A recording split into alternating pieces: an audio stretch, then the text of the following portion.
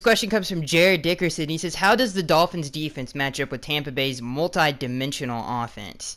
It's going to be, I think there's a couple of ways we have the advantage on defense. Obviously, the addition of O.J. Howard he's going to be an issue with Cameron Brate, who had a tremendous season last year. He broke out as a tight end as well. So they're definitely going to look to attack the Dolphins in the middle of the football field. Preseason showed that has not been fixed yet. So I honestly doubt. I mean, that's probably going to be in the game plan for sure.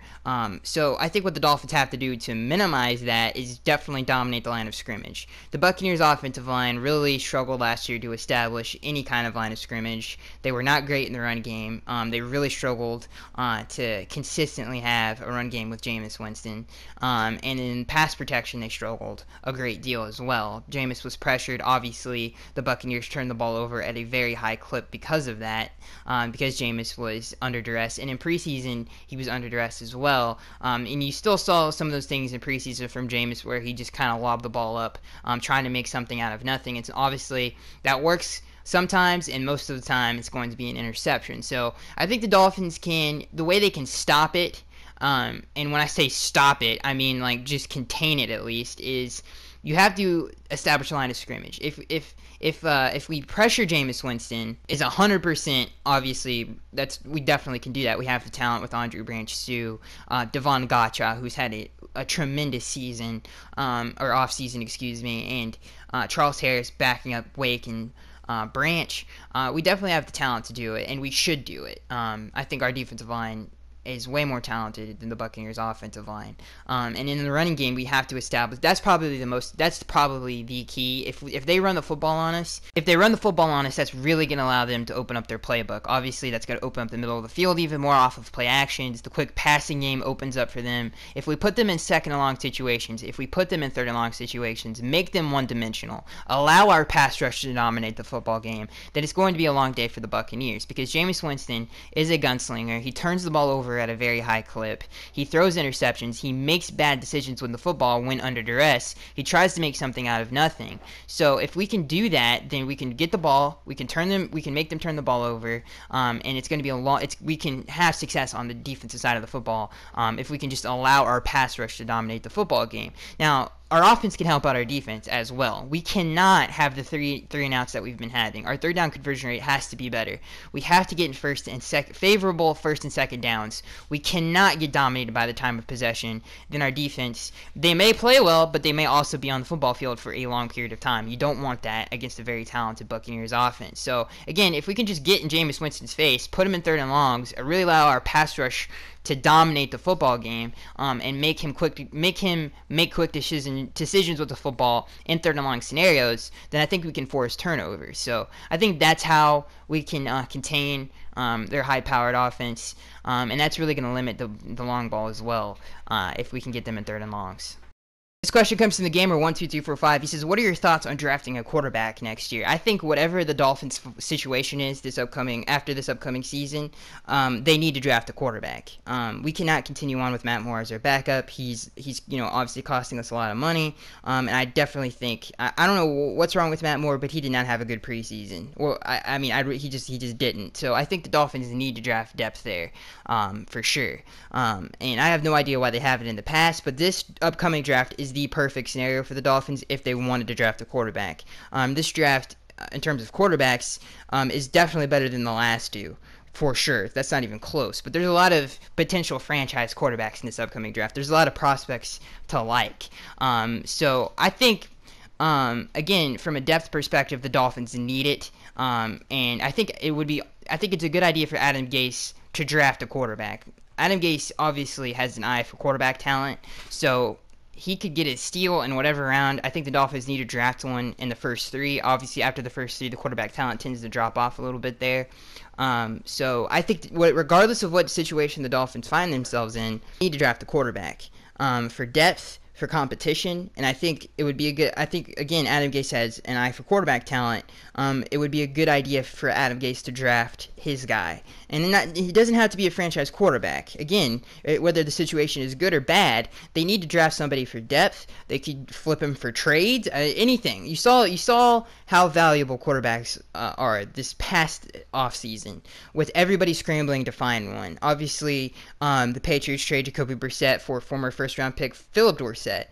Obviously, Jimmy Garoppolo can garner a first-round pick. And not only for those reasons, there's just a ton of reasons why the Dolphins need to do this. There's a ton of upsides to this. And again, it doesn't have to be in the first, second round. It could be in the third round. And I think it would obviously be a great idea for Adam Gase to draft his guy that he can groom into something really nice. So, and again, the prospects are amazing. Some of the guys that they could go after, Chase McSorley out of Penn State, I think he would be a good developmental guy. Obviously, Baker Mayfield out of Oklahoma, he looks like he could be something if he sat behind somebody for a few years. Some of the higher end guys, obviously Josh Rosen out of UCLA might be a second round pick. Lamar Jackson, he's more of a higher end guy. So there is a ton of prospects. Obviously this upcoming quarterback draft is loaded with a ton of prospects. So I think there's a lot of different reasons for the Dolphins to do this. Again, trade bait. You could use them. You could flip them for a first round pick. We've seen how valuable quarterbacks are. It's a no brainer. To add depth, we need more depth at the quarterback position. And I think the biggest reason is for Adam Gase to draft his guy. Obviously, Adam Gase has a ton. He has an eye for quarterback talent, and he can develop with the best of them. So if there's a lot of good players to choose from in this draft, and I think Adam Gase can find a pretty dang good one in this upcoming draft. So regardless of the situation, I definitely think the Dolphins need to draft one, at least in the first 3 rounds.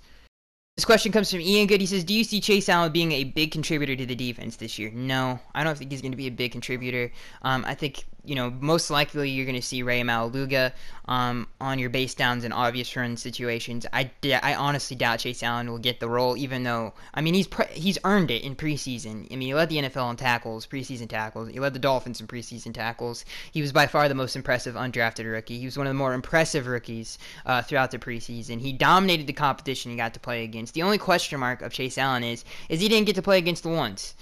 So we really don't know how he gauges up against that, but he was so physical in between the tackles and in the trenches, and that's exactly what the Dolphins need. And that's why they got Ray Maluga. They didn't get Ray Maluga to cover, I can tell you that right now.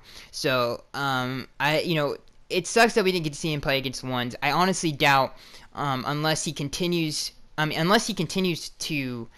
I just don't see the Dolphins starting him at any point in time. I think they would have played him against the ones more than they did if they thought he was going to get more playing time. So I don't see Chase Allen being a big contributor, but he definitely. Hopefully we can groom him into something really nice. Obviously Matt Burke is a former linebackers coach, so he knows how to. Obviously he knows linebackers. He coached Vontaze Burfict. He's coached a lot of really good linebackers throughout his career. So, Matt Burke knows what he's looking at when he looks at linebackers. So I think Chase Allen's more a down-the-road guy than he is a right-now guy. I do not see him being a big contributor to the defense. I think you would have seen him definitely play more snaps against the ones if he was going to be. And I definitely don't think you would have seen. Maybe the Ray Maluga signing could have been a little bit more premature than it looks to be, because obviously we didn't get to see more of Chase Allen, but I definitely think you would have seen him play against more snaps against the ones than you did if he was going to start and be a big contributor. Not even to start, but just be a guy on base downs. I'm not saying, what I meant by that was being the Ray Maluga role, being the base down guy. This question comes from DJ Man 400. He says the Miami Dolphins just extended TJ McDonald's contract, and last time I checked, the Dolphins do not have all the money in the world. So what are they going to do about Jarvis's contract situation? Thoughts? It's a very interesting move by the Dolphins. I didn't think TJ McDonald definitely did not wow me in his preseason, especially against the Eagles against their ones. He struggled in coverage, and obviously he comes from a 3-4 defense. He was a strong safety there. Making the switch to free safety, because Rashad's talents are obviously better served as a strong safety, playing him closer to the line of scrimmage, let him, be the patroller there in the middle of the football field, and then playing TJ at free. Obviously, those two are interchangeable. You don't always have to play TJ at free, especially what the Dolphins run on defense. But TJ definitely looked like a fish out of water at free safety. I think that Eagles game Definitely should have kept. We didn't have to sign him to anything. I don't. There was a that's a very weird move. Especially when you look at the preseason he had. Like I said, like he didn't wow anybody. He didn't have this tremendous preseason. He struggled in the Eagles game. He looked like he was playing out of position. It's a very interesting move by the Dolphins. Definitely should have. Why they didn't just like, okay, we're gonna let him play out his contract, then sign him to this long-term deal, which could have totally been feasible. I have no idea why they went ahead and like, okay, we're gonna give you this long-term contract. It's a very weird move by our front office. It really makes you scratch your head. So I don't know. Obviously, Jarvis Landry is still waiting in the wings for his contract, and I don't understand that. I really don't understand that move. Just from not even from a cap casualty perspective, but from a play perspective. Like, why not just wait to see what he does this regular season before you sign the man to a long-term deal? Very interesting move by the Dolphins. So I think it's $10 million in guaranteed money. Just a really weird move by our front office. Again, didn't play all that well in preseason. He's had trouble with suspensions in the past. It's a very interesting move by the Dolphins. Very, very, very interesting. And, how it affects the Jarvis contract situation, I think it affects it a little bit. Obviously, with Jay Cutler, he's on that one-year deal. So I definitely think this means the Dolphins are not signing Juice until this next offseason, especially now that, the game is this upcoming Sunday. Juice isn't going to get signed until, the 2018 offseason. So very weird move by the Dolphins. Very weird move by the Dolphins. I honestly don't understand why they couldn't just wait to see what he does this upcoming season. He was on a prove-it deal. We signed him for dirt money. It definitely makes you scratch your head as a Dolphins fan. It just doesn't make any sense to me. It really doesn't make any sense to me. It wasn't smart. They should have waited until his contract was up to sign him to a longer deal.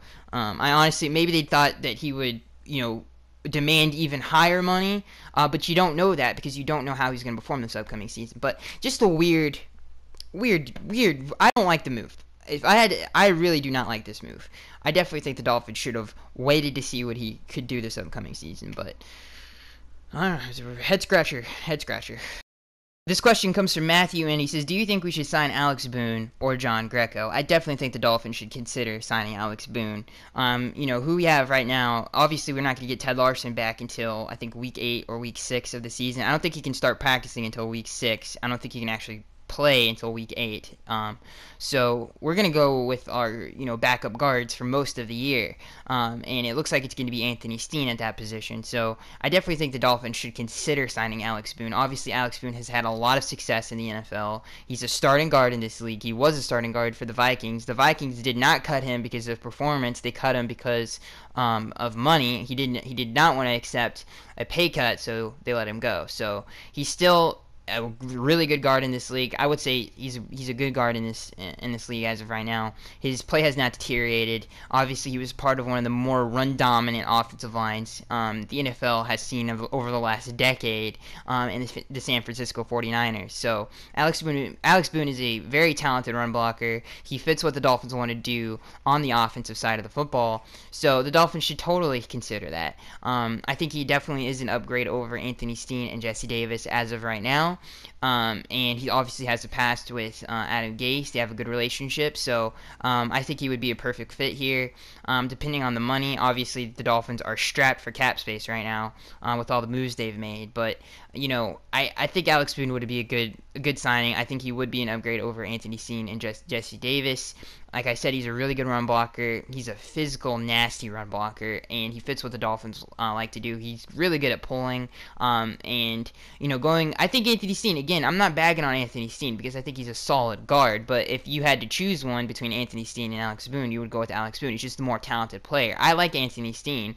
I think he's a solid backup center / guard, and I don't think he's going to be a liability on the offensive line. At Anthony Steen's past, what he did last year in week 1 against the Seahawks was pretty awesome.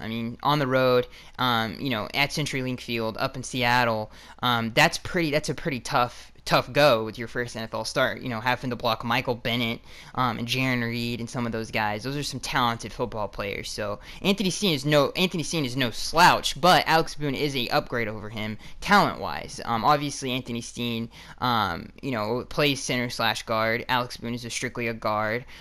He's just a physically more gifted player than Anthony Steen is. So, not saying that we need Alex Boone, because I think Anthony Steen is a solid guard at that position, especially in pass blocking. He's not as good as of a run blocker as he is a pass blocker, but I think Alex Boone would be a clear upgrade. Not only that, but I think he would add depth for the entire season. Obviously, when Ted Larson comes back, I think he's a better player than Ted Larson, to be honest with you. So I definitely think the Dolphins should consider it. If they signed him, they could think about cutting. I don't know. Who knows what we're gonna do?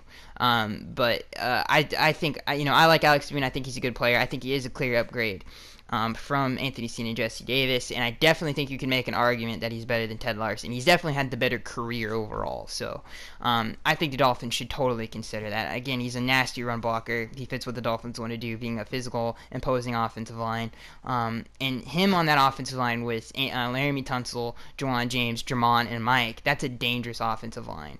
I would like to move a lot. I think the Dolphins definitely would have to obviously let go of some people.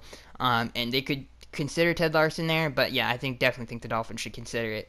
This question comes from Noah. This is Patrick. He says, how much will Neville Hewitt being cut affect us?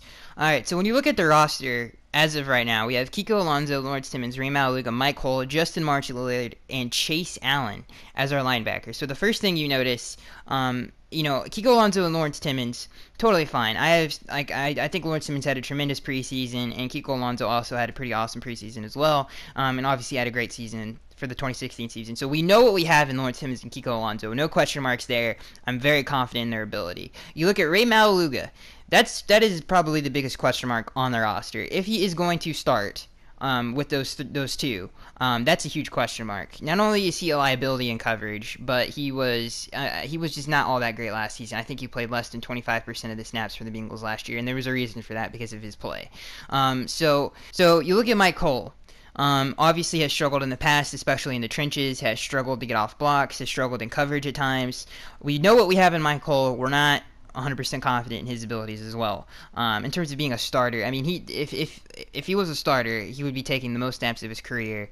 Obviously, the offenses would be game planning towards him. I know what we have in Mike Cole. Not the most confidence in the world in Mike Cole. Justin March-Lillard. Really don't know what we have in him, to be honest with you. He's a question mark as well. And Chase Allen, he has different question marks in terms of his ability to play against the ones as well. So there's a lot of question marks in this linebacker room, and that's not a good thing.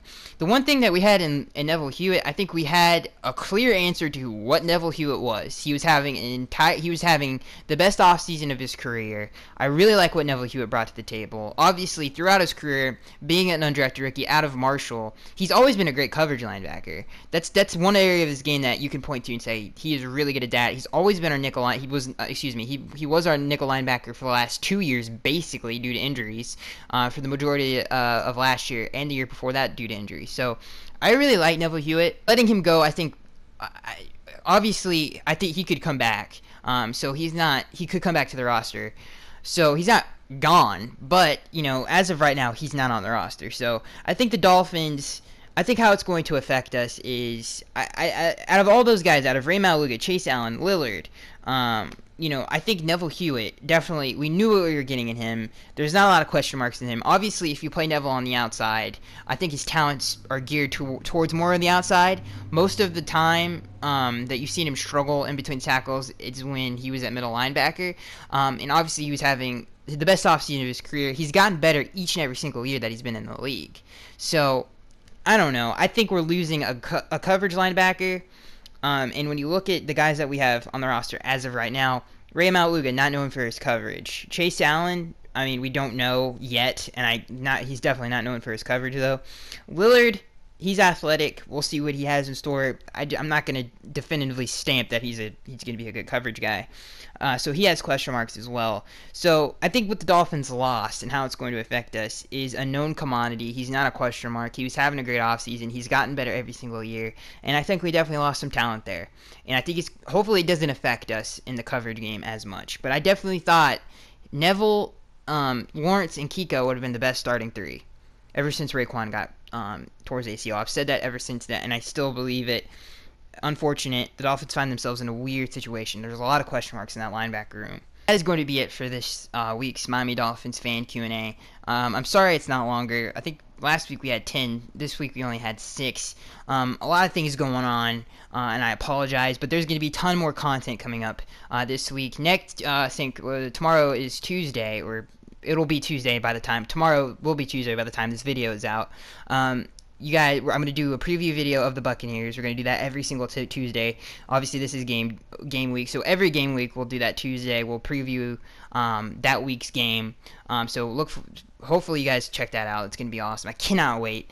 Means the season is here. Definitely go out and check out DolphinsTalk.com if you haven't already. Go check them out. If you're itching for more Dolphins content, they have a ton. They write articles. They do podcasts. They do a daily podcast there. If you're itching for even more Dolphins content, obviously on this channel, I say we do daily content. The last week we haven't. A lot of things going on, and I apologize for that. But this week's going to be a whole lot better. You're going to have a week chock full of content. But if you're itching for even more, go check out DolphinsTalk.com and check out their Twitter at DolphinsTalk if you want to keep updated on some of the news there. And that's it. That's it for this week. Hopefully you guys don't get upset, because I know you guys get upset when these things are short, but please don't get upset. And I appreciate everybody who's commented. If I didn't get your questions in, you guys know the drill. For the podcast, your questions 100% will be answered. So if I didn't get your questions in, obviously this was a shorter fan Q&A than it is usually, then the podcast, you will be in the podcast. I promise. So I am Skyx1383, and I'll see you guys in the next one.